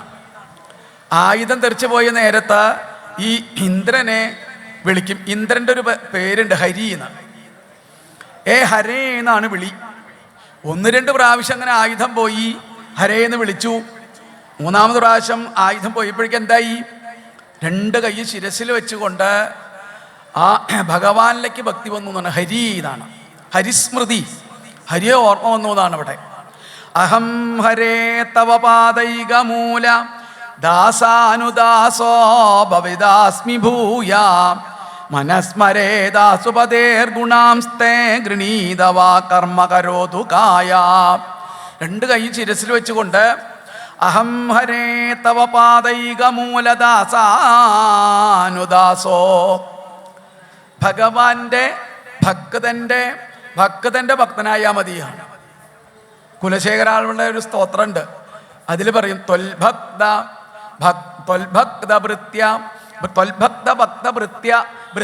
ഭൃത്യ ഇതിമാസ്മര ലോകനാഥ. അതാണ്, അതായത് ഭഗവാൻ ഒരു ഭക്തനുണ്ടായിരിക്കും, ആ ഭക്തനൊരു ചിലപ്പോൾ ഒരു ഭക്തനുണ്ടായിരിക്കും. അതാണ് അല്ലേ, ഭക്ത, അങ്ങയുടെ ഒരു ഭക്തൻ, ആ ഭക്തനെ ശുശ്രൂഷിക്കുന്ന ഒരാളുണ്ടാവും, അതാണ് ഭക്ത. ഇനി ആ ഭക്തന് ഒരാളുണ്ടായിരിക്കും അല്ലേ, ഭൃത്യ, അതിനൊരു ഭൃത്യനുണ്ടായിരിക്കും. അങ്ങനെയുള്ള ആൾക്കൊരു ഭൃത്യനുണ്ടാവും. ഭൃത്യസ്യ, ആ ആൾക്കൊരു ഭൃത്യനുണ്ടായിരിക്കും. അതാണ് ഏത്, ദാസാനുദാസോ, അനുദാസൻ അല്ലേ, ദാസന്മാരുടെ ദാസന്മാരായാൽ മതി എന്നാണ് ഇവിടേതാണ്. അതിന് അല്ലെ പാദൈക മൂലദാസാനുദാസോ ഭവിദാസ്മി, അങ്ങനെയെങ്കിലും സംഭവിക്കണേന്നാണ് ഭഗവാനുള്ള പ്രാർത്ഥന. മനസ്മരേദാസുപതേർ ഗുണാം തേ, മനസ്സ് ഈ വൃത്രഗീത എന്നാണ് പറയാ 3-4 ശ്ലോകത്തിനെ. മനസ്മരേദാ അസുപതേർ ഗുണാംസ്തേ, സ്മരേദാ അസുപതേർ, എല്ലാ അസുക്കളിലും എല്ലാ വസ്തുക്കളിലും ഇരിക്കുന്ന അങ്ങയുടെ പാദത്തിൽ ആ മനസ്സ് എപ്പോഴും സ്മരിക്കാനായിട്ട് സാധിക്കണം. അതുപോലെ തന്നെ വാക്ക്, എന്ത് പറയുമ്പോഴും അവിടുത്തെ കഥകളും ഗുണങ്ങളായിട്ട് തീരണം അല്ലേ. എന്തും പറയുവാൻ പൊന്തൊന്നാവേ നീ, ഇന്നൊന്നോ പാടാമോ നാരായണ. നാരായണ ഹരേ നാരായണ ഹരേ നാരായണ ഹരേ നാരായണ. ഈ നാവ് കൊണ്ട് പറയുന്നതൊക്കെ അവിടുത്തെ ആ കഥകളും ആയിരിക്കണം, സൽഗുണങ്ങളായിരിക്കണം. കരോതു കായകാ കർമ്മ, ചെയ്യുന്ന വൃത്തികളൊക്കെ ഈ കൈകൊണ്ട് ചെയ്യുന്നതൊക്കെ അവിടുത്തെ സന്തോഷിപ്പിക്കുന്ന കർമ്മങ്ങളായിരിക്കണം. നാഗപൃഷ്ടം നച പാരമേഷ്ട്യം, എനിക്ക് സ്വർഗമൊന്നും എനിക്ക് വേണ്ട. അതുപോലെ തന്നെ പാരമേഷ്ട്യം, ബ്രഹ്മപദവി, അത് എനിക്ക് വേണ്ട. സാർവഭൗമം അല്ലെ, എനിക്ക് ആ മറ്റു വിധത്തിലുള്ള ഒരു ഗുണങ്ങളും, ചക്രവർത്തി, സാർവഭൗമം എന്ന് പറഞ്ഞ ചക്രവർത്തി പദങ്ങൾ എനിക്ക് വേണ്ട. അതുപോലെ രസാതലത്തിലുള്ള സുഖങ്ങളൊന്നും എനിക്ക് വേണ്ട. ന യോഗസിദ്ധിർ അപുനർഭവം വാ, യോഗസിദ്ധികളുണ്ട്, അണിമ ലഗിമ മഹിമ ഈശുത്വം വശുത്വം, അങ്ങനെ അഷ്ടസിദ്ധികളുണ്ട്. ഈ സിദ്ധികളൊന്നും എനിക്കും വേണ്ട. ന നാഗപൃഷ്ടം ന ച പാരമേഷ്ട്യം ന സാർവഭൗമം ന രസാധിപത്യം ന യോഗസിദ്ധിരപുനർഭവം വാ. ഇനി ചിലവർക്കൊരു ആഗ്രഹമുണ്ട് അല്ലേ, ജനിക്കാണ്ടിരിക്കുക. ഇദ്ദേഹത്തിന് ഇങ്ങനെ ഒരു മോഹമില്ല എന്നാണ്. ഞാൻ അങ്ങയെ കാണാൻ വേണ്ടി കാത്തിരിക്കുകയാണ് എന്നാണ്. എങ്ങനെ കാത്തിരിക്കുന്നു? വിരഹയ്യകാംക്ഷേ, വിരകനായിട്ട് കാത്തിരിക്കുകയാണ് എന്നാണ്. എന്താ വിരകൻ എന്ന് പറഞ്ഞാൽ? ഒരാളെ കാത്തിരുന്ന് കാണാണ്ടിരിക്കുക. കുറേ കാലമായി കാത്തിരിക്കണോ, കാണണം എന്ന് മോഹിച്ചിട്ടിരിക്കുക എന്നാണ് നമ്മൾ പറയില്ലേ. എത്ര കാലമായി ഒന്ന് കാണണം എന്ന് വിചാരിക്കണം, ഇപ്പോഴാ കാണാൻ പറ്റിയതാണ്. ഇനി അതിനെപ്പറ്റി അതൊന്നും കൂടെ നമുക്ക് മനസ്സിലാവാൻ വേണ്ടി ഒന്നും കൂടെ പറയാണ്. എങ്ങനെയാണ് ഈ വിരഹം? ഇവിടെ ആദ്യം പറയാം, അജാതപക്ഷ ഇവമാതരം ഖഗാം സ്തന്യം യഥാ വത്സതരാ ക്ഷുതാർത്ഥ. തള്ളപക്ഷി ഭക്ഷണം തേടിപ്പോയിട്ട് പക്ഷിക്കുട്ടികളെ കുഞ്ഞുങ്ങൾ അവിടെ ഇരുന്ന് വെള്ളം ദാഹിച്ച് വിശന്ന് എപ്പോഴാണ് അമ്മ പക്ഷി ഭക്ഷണം കൊണ്ട് വരിക എന്ന് വിചാരിച്ചുകൊണ്ട് കൊക്കും ഇങ്ങനെ തുറന്നുകൊണ്ട് കാത്ത് ഇരിക്കുന്നു, വിശന്നിരിക്കുന്നത് പോലെ. ഇനി അടുത്ത പറഞ്ഞു, പ്രിയം പ്രിയേവാം വ്യുഷതം വിഷണ്ണ. പ്രിയാം പ്രിയേവ അല്ലേ, വാക്കുകൾക്ക് ഒരുപാട് പ്രാധാന്യം എന്നാ പറയാ. സ്നേഹനിധിയായിരിക്കുന്ന തൻ്റെ ഭർത്താവ് അകലദേശത്തേക്കോ വിദേശത്തേക്കോ പോയി അല്ലേ, നാളെ വരും, അടുത്ത ആഴ്ച വരും, നാളെ വരും, മറ്റന്നാൾ വരും എന്നിങ്ങനെ കാത്ത് ഇങ്ങനെ വിഷണ്ണയായിട്ട് ഇങ്ങനെ ഇരിക്കുക. അതുപോലെയാണ് ഞാൻ അങ്ങയെ മനോ അരവിന്ദാക്ഷതേ ത്വാം, അങ്ങേ കാത്തുകൊണ്ടിരിക്കുന്നത്. പിന്നെന്ത് വേണം അദ്ദേഹത്തിന്? മമോത്തമ ശ്ലോക ജനേഷു സഖ്യം.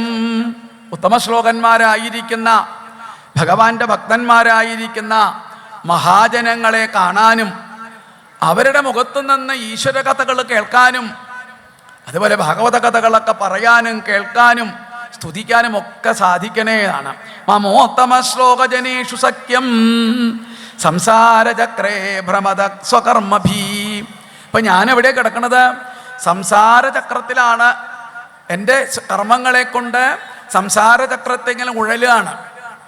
എന്താ സംസാരം എന്ന് പറഞ്ഞാൽ തന്നെ സംസരതി ഇത് സംസാര എന്നാണ്. അനുഭവിച്ച് തന്നെ വീണ്ടും അനുഭവിച്ചിരിക്കുക. അതാണ് ലോകത്തിലെ ഏറ്റവും വലിയ സുഖം എന്ന് വിചാരിക്കുക. നമ്മളൊക്കെ അനുഭവിച്ചതിലേ അനുഭവിക്കണുള്ളൂ. പുതിയതെന്തെങ്കിലും ആരെങ്കിലും അനുഭവിക്കുന്നുണ്ടോ? പുതിയ ഓണം വരുന്നുണ്ടോ? അപ്പോൾ 14-ാം തീയതി വിഷു വരുന്നുണ്ട്. പുതിയ വിഷു എന്നുണ്ടെന്നേ വരെ. പക്ഷെ വിഷുവിനുള്ള ഒരുക്കങ്ങൾ ഇപ്പോഴേ തുടങ്ങി ഓരോരുത്തരെന്നാണ് അല്ലേ. വിഷു വന്നിങ്ങനെ പോകണം. വിഷുവിനൊരു പുതുമയില്ല. വിഷുവും ഓണവും തിരുവാതിരയൊക്കെ ഇങ്ങനെ വന്ന് പോയിക്കൊണ്ടിരിക്കണമെന്ന് അർത്ഥം എന്നാണ് അല്ലേ. നമുക്കാണ് ഇതൊക്കെ പുതിയതായിട്ട് തോന്നുക. ആഹാരങ്ങൾ ഉണ്ടാക്കുക അല്ലേ, സംസാരചക്രത്തിൽ ഭ്രമിക്കുക. ഈ സംസാരത്തിൽ കിടക്കുമ്പോൾ എന്താ, ജനന മരണങ്ങളിൽ ഇങ്ങനെ കുടുങ്ങിക്കിടക്കുക. ഇന്ദ്രിയങ്ങളുടെ പ്രീതിക്ക് വേണ്ടി ഓടി നടക്കുക. ഇന്ദ്രിയങ്ങളുടെ പ്രീതിക്ക് വേണ്ടിയിട്ട് ഓടി നടന്നിരുന്നില്ല. ഇപ്പോൾ കൊറോണയൊക്കെ വന്ന സമയത്ത് അപ്പുറത്ത് മരിച്ച് ഡെഡ് ബോഡി കൊണ്ടിരുന്നു. ഇവിടെ ഓരോരുത്തർ അടുക്കളയിൽ ഗോതമ്പ് കൊണ്ട് എങ്ങനെ അലുവി ഉണ്ടാക്കാം എന്ന് പഠിക്കുകയാണ് ചിലവർ എന്നാണ് അല്ലേ. കുറേ പലഹാരങ്ങളൊക്കെ ഉണ്ടാക്കാൻ പഠിച്ചു എന്നാണ് ഈ കൊറോണ വന്ന സമയത്ത് കുറേ ആളുകൾ. അപ്പോൾ ഇങ്ങനെ തനിക്കുണ്ടൊരു ദിവസം എന്നുള്ളതൊക്കെ മറക്കുക അല്ലേ. ഈ സംസാരചക്രത്തിലെ സ്വകർമ്മഭീ അവരവരുടെ കർമ്മങ്ങൾക്കനുസരിച്ച് ജനന മരണങ്ങളിൽ പെട്ടുഴലുക. നമ്മുടെ സഞ്ചിതം അല്ലെ, പ്രാരബ്ധം, ആഗമിക 3 കർമ്മങ്ങളിലൂടെ സംസാരചക്രത്തിൽ കിടന്ന് ജനിച്ച് അല്ലേ, പുനരഭി ജനനം, പുനരഭി മരണം, പുനരഭി ജനനീ ജഠരേ ചയനം, ഇങ്ങനെ ജനിച്ച് എത്ര ജന്മങ്ങളാണ് ഈ സംസാരചക്രത്തിൽ ഭ്രമിച്ചിങ്ങനെ നടക്കുകയാണ് എന്നർത്ഥം. ത്വന്മായയാ ആത്മജതാരകേഷു ആസക്ത ചിത്തസ്യ നാഥ ഭൂയാത. ഇനി സംസാരചക്രത്തിലുള്ള പ്രത്യേകത എന്താ? അവിടുത്തെ മായയുടെ വലിപ്പം അല്ലേ. ആത്മജ എൻ്റെ പുത്രന്മാര് അല്ലേ, എൻ്റെ ഭർത്താവ്, എൻ്റെ ഭാര്യ, അതുപോലെ ഗേഹേഷു വീടിലുള്ളതായിരിക്കുന്ന ശക്തി, ഇതിലൊക്കെ ആസക്ത ചിത്തന്മാരാണ് എന്നർത്ഥം. ആസക്തി ഉണ്ടാവുക, വീടിനോടുള്ള ഭ്രമം അല്ലേ. എന്താ, എൻ്റെ വീട്ടിൽ പോയി കിടന്നാലേ എനിക്ക് ഉറക്കം വരുള്ളൂ അതാണ് അല്ലേ. അതുപോലെ മറ്റ് വസ്തുക്കളോടുള്ളതായിരിക്കുന്ന ആസക്തി, ഭക്ഷണത്തിനോടുള്ള ആസക്തി, വസ്ത്രത്തിനോടുള്ള ആസക്തി അല്ലെ, മറ്റു വിഷയങ്ങളോടുള്ള ആസക്തി, ഇങ്ങനെ ആസക്ത ചിത്തനാണ് ആര്? നമ്മളൊക്കെ. കേവലം ഒരു വൃത്രാസുരൻ തന്നെയല്ല, നമ്മളെല്ലാവരും ഈ വിഷയങ്ങളിൽ ഓടി നടക്കാണ്. നാഥ ഭൂയാൽ. ഇങ്ങനെ 3-4 ശ്ലോകങ്ങളെ കൊണ്ട് ഇതിന് വൃത്രഗീത എന്നാണ് പറയുക. ഭഗവാനെ വിളിച്ച് സ്തുതിക്കാൻ ഈ സമയത്തൊക്കെ ഇന്ദ്രൻ എന്ത് ചെയ്യുന്നറിയോ? ഇന്ദ്രന് അതിശയായി. ഈ യുദ്ധക്കളത്തിൽ വെച്ച് ഇത്രയും കേമനായിരിക്കുന്ന ഒരു ഭഗവത് ഭക്തനോ. പക്ഷെ ഇന്ദ്രൻ എപ്പോഴും സ്വന്തം കാര്യം നോക്കാനായിട്ട് എപ്പോഴും തയ്യാറാ. ഇന്ദ്രൻ വേഗം എന്ത് ആയുധങ്ങൾ എടുത്തുകൊണ്ടുവന്ന് ചിന്നൈക ബാഹു പരിഗേണ വൃത്ര സംരബ്ധ ആസാദഗൃഹേത വജ്രം. തൻ്റെ വജ്രായുധം കൊണ്ട് ഈ ഭഗവാനെ തൊഴുതിരിക്കുന്ന കൈകളൊക്കെ മുറിക്കാനായിട്ട് തുടങ്ങി. ഈ കൈകളൊക്കെ മുറിക്കുമ്പോഴും അദ്ദേഹത്തിന് ഒരു ദുഃഖമുണ്ട്. കൈകൾ മുറിച്ചിട്ടല്ല ദുഃഖം. എന്താ അദ്ദേഹത്തിന് ദുഃഖം? എനിക്കെൻ്റെ ഭഗവാനെ ദർശിക്കാൻ പറ്റണില്ലോ എന്നാണ്. കൈ മുറിക്കുമ്പോൾ അദ്ദേഹത്തിന് ഒരു പ്രാർത്ഥനയുണ്ട്. അഹം ഹരേ തവ പാദൈക മൂലദാസാനുദാസോപവിദാസ്മി ഭൂയ മനസ്മരേദാസുപതേർഗുണാംസ്തേ ഗൃണീതവാ കർമ്മ കരോതുകായ. ഈ ഭഗവാനെ വിളിച്ചുകൊണ്ട്, അല്ലാതെ എൻ്റെ കയ്യ് മുറിഞ്ഞു പോയില്ലോ എന്നുള്ള ദുഃഖമൊന്നുമില്ല. ഇനി എൻ്റെ ഭഗവാനെ തൊഴാൻ എനിക്ക് കയ്യില്ലല്ലോ എന്നുള്ള ദുഃഖം മാത്രമേ ഉള്ളൂ. അതാണ് അദ്ദേഹത്തിന് ദുഃഖം. അല്ലാതെ ഭഗവാൻ എങ്ങനെയാ അല്ലേ? കൈകളെ കൊണ്ടാണല്ലോ അഞ്ജലി, പുഷ്പാഞ്ജലി അല്ലേ? അഞ്ജലി ഈ കൈകളെ കൊണ്ട്, ഇടത് കൈ കൊണ്ടും വലത് കൈ കൊണ്ടും ഭഗവാനെ 5 വിരൽ കൂട്ടി ഭഗവാനെ എങ്ങനെ തൊഴണം, അതിന് ഇനി സാധിക്കില്ലോ എന്നാണ്. അങ്ങനെ 2 കൈകളും ഈ സ്തുതിച്ചു കൊണ്ടിരിക്കുമ്പോൾ കൈകൾ രണ്ടും മുറിച്ചങ്ങോട്ട് കളഞ്ഞു. ഇന്ദ്രന് വളരെയധികം അതിശയായി. അഹോ ദാനവസിദ്ധോസി യസ്യതേ മദ്രീദൃശീ ഭക്ത സർവാത്മാനം സുഹൃതം ജഗദീശ്വരം. എല്ലാ വസ്തുക്കളും നിറഞ്ഞിരിക്കുന്ന, എല്ലാവരുടെയും ആത്മാവായിരിക്കുന്ന, എല്ലാവരുടെയും സുഹൃത്തായിരിക്കുന്ന ജഗദീശ്വരനില് ഇത്രയും മതി, ഈദൃശി മതി, ബുദ്ധി ഭക്തി ഉണ്ടായില്ലേ? അതുകൊണ്ട് അത് വളരെ അത്ഭുതമായിരിക്കുന്നു എന്ന് പറഞ്ഞുകൊണ്ട് അദ്ദേഹം പിന്നെ അല്ലേ എന്താ അദ്ദേഹം പറയുന്നത്? ചിന്നപക്ഷോ യഥാഗോത്ര. കയ്യ് പോയിട്ട് പോലും ഒരു ദുഃഖമില്ല. കയ്യില്ലാത്തത് കൊണ്ട് ഭഗവാനെ തൊഴാൻ പറ്റില്ലല്ലോ എന്ന് ദുഃഖം മാത്രമേ ഉള്ളൂ. അതിൽ അതിശയിച്ചു ഇന്ദ്രൻ. അങ്ങനെ ഇന്ദ്രൻ വൃത്രാസുരൻ്റെ ആ തോളില് കയറങ്ങടി ഇരുന്നു കൊണ്ട് പെട്ടെന്ന് തന്നെ കഴുത്തങ്ങട് മുറിച്ചു. ആ കഴുത്തങ്ങട് മുറിച്ചോടുകൂടി വൃത്രസ്യദേകാ നിഷ്ക്രാന്തം ആത്മജ്യോതിരരിന്ദമാ പശ്യതാം സർവലോകാനാം അലോകം സമപദ്യതാം. ഈ വൃത്രാസുരന്റെ ശരീരത്തിൽ നിന്നൊരു തേജസ് ആവിർഭവിച്ച് ആ ഭഗവാനിലേക്ക് അങ്ങോട്ട് എത്തിച്ചേർന്നു ആണ്. അതിശയപ്പെട്ടു അവിടെ ഇതൊക്കെ കണ്ടവരോടുകൂടിയിട്ട്. ഇതോടുകൂടി വീണ്ടും ഇന്ദ്രൻ എന്ത് പറ്റി? ബ്രഹ്മഹത്യാഭാവം വന്നു. അപ്പൊ ബ്രഹ്മഹത്യാഭാവങ്ങൾ പലത് വരും അല്ലെ? ബ്രഹ്മ പിതൃക ഗോഘ്നോ മാതൃകാചാര്യാഘവാൻ ശ്വാത പുൽക്കസഗോവാഭി ശുദ്ധേരൽ യസ്യ കീർത്തനാത്. ശിശുക ബ്രഹ്മർഷി നമ്മളെ ബോധിപ്പിക്കുക, ഇങ്ങനെ തെറ്റുകളൊക്കെ ചെയ്തിട്ടുണ്ടായിരിക്കാം പലരും അല്ലേ? ഒരുപാട് ദോഷങ്ങൾ പറയേണ്ട ഇവിടെ എന്നാണ് അല്ലേ? അതായത് പിതൃക ഗോഘ്നോ, പിതൃക അച്ഛനെ അമ്മയൊക്കെ ഉപദ്രവിക്കുക, അച്ഛനെ അമ്മയൊക്കെ അല്ലേ? ഇതിപ്പോ മാഹാത്മ്യത്തിൽ തന്നെ പറയുന്നുണ്ട്. ദുന്തുകാരി എന്താ ചെയ്തായും തന്നെ അച്ഛനെ അമ്മയൊക്കെ തല്ലി അല്ലേ? ആ കഥ മാഹാത്മ്യത്തിൽ കഥ പറയും. അപ്പോ അച്ഛനെ ഉപദ്രവിക്കുക, അച്ഛനെ പിതൃക, അച്ഛനെ കൊല്ലുക, ഗോഖന പശുക്കളെ കൊല്ലുക, അതുപോലെ മാതൃക അമ്മയെ കൊല്ലുക, ഉപദ്രവിക്കുക, ആചാര്യക ഗുരുനാഥനെ ഉപദ്രവിക്കുക. ഇങ്ങനെയൊക്കെ ചെയ്തിട്ടുണ്ടെങ്കിലും, ഈ ബ്രഹ്മഹത്യാ പാപങ്ങളൊക്കെ ചെയ്തിട്ടുണ്ടെങ്കിലും, അതുപോലെ അല്ലേ നായയുടെ മാംസം കഴിക്കുക, അങ്ങനെയുള്ള ആളിലായാലൊന്നും വിരോധമില്ല.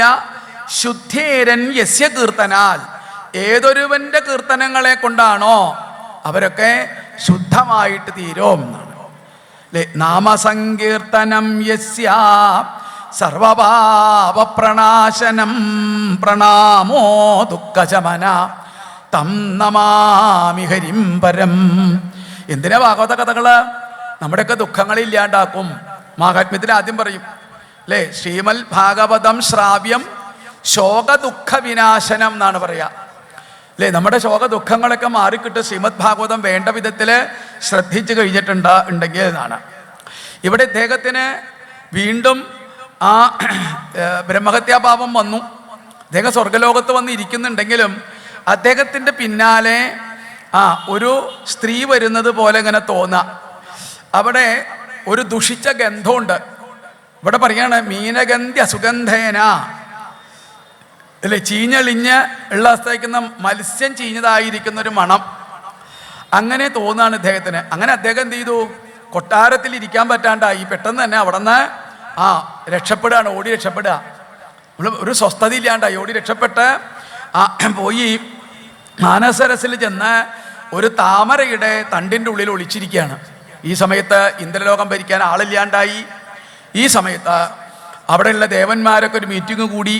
ഇനി ഇന്ദ്രപദവിക്ക് പറ്റിയ ആളാരാണെന്ന് അന്വേഷിച്ച് അയോധ്യയിലെ നകുഷൻ എന്ന് പറയുന്ന രാജാവിനെ വിളിച്ചുകൊണ്ടുവരികയാണ്.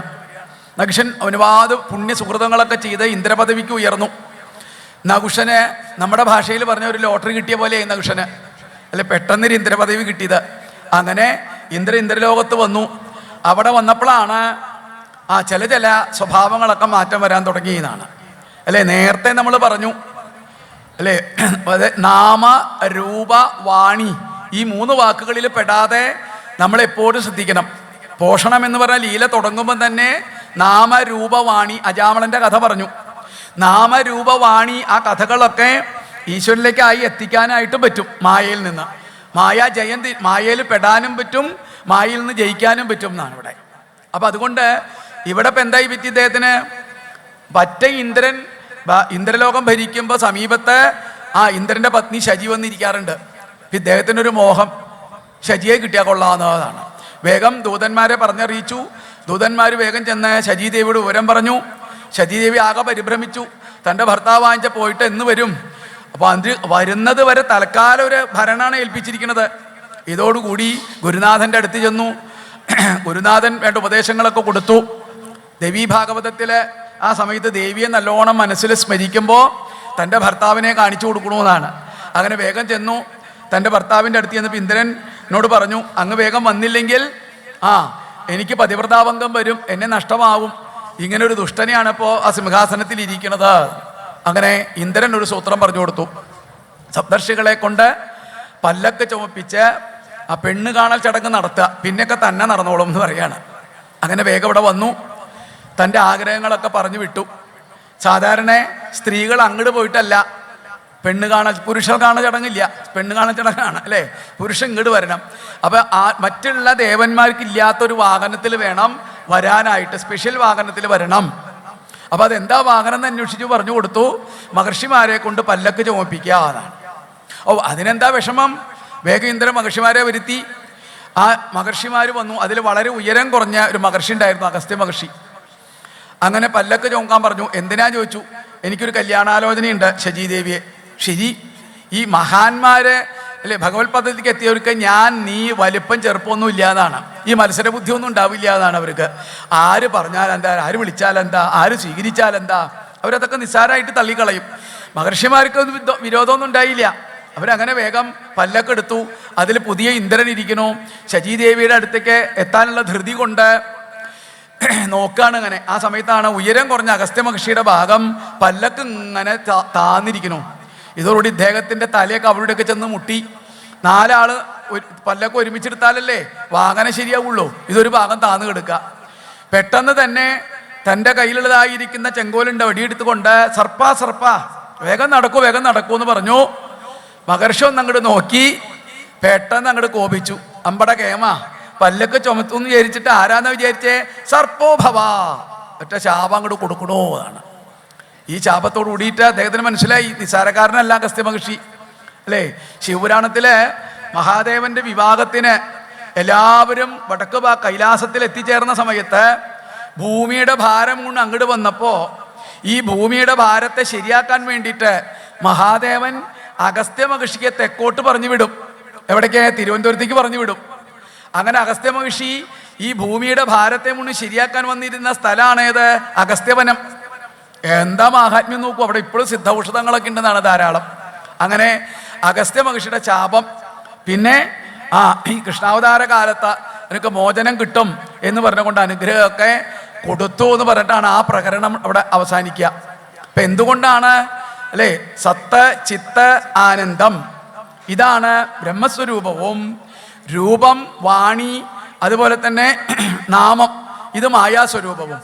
ഈ മായാസ്വരൂപത്തിൽ പെട്ടുകഴിഞ്ഞാൽ ബ്രഹ്മസ്വരൂപത്തെ നമുക്ക് തിരിച്ചറിയാനായിട്ട് പറ്റില്ല. ഈ ബ്രഹ്മസ്വരൂപത്തെ തിരിച്ചറിയാൻ വേണ്ടിയിട്ടാണ് ഈ കഥകളൊക്കെ നമ്മൾക്ക് ഇങ്ങനെ പറഞ്ഞു തരുന്നത്. ഇങ്ങനെയുള്ള ഈ വൃത്രാസുരന്റെ കഥ പടേയൊരാഖ്യാനമിതം സദാ ബുധാ, ബുദ്ധിയുള്ളവര് വിവരമുള്ളവര് ഇത് പഠിക്കുക, പഠിച്ചിട്ട് അറിയുന്ന വിധത്തിൽ മറ്റുള്ളവർക്ക് പറഞ്ഞു കൊടുക്കുക. ഇനി അതൊന്നും വേണ്ട, പഠിക്കാനറിയില്ല, ഒന്നും അറിയില്ല, ശൃണ്വന്ത്യതോ, ഇരുന്ന് കേട്ടാൽ മതി. ഇതാണ് ഈ ഭാഗവതത്തിനൊരു പ്രത്യേകതയുണ്ട്. ഭാഗവതം മേടിച്ച് വായിച്ചു പഠിക്കുമെന്നല്ല പറഞ്ഞേക്കണേ, ഇരുന്ന് കേട്ടാൽ മതി എന്നാണ്. ശ്രീപരിഷത്ത് കേട്ടിട്ടാണ് മോക്ഷപ്രാപ്തിയിലേക്ക് എത്തിയത്. അപ്പം അങ്ങനെ മതി.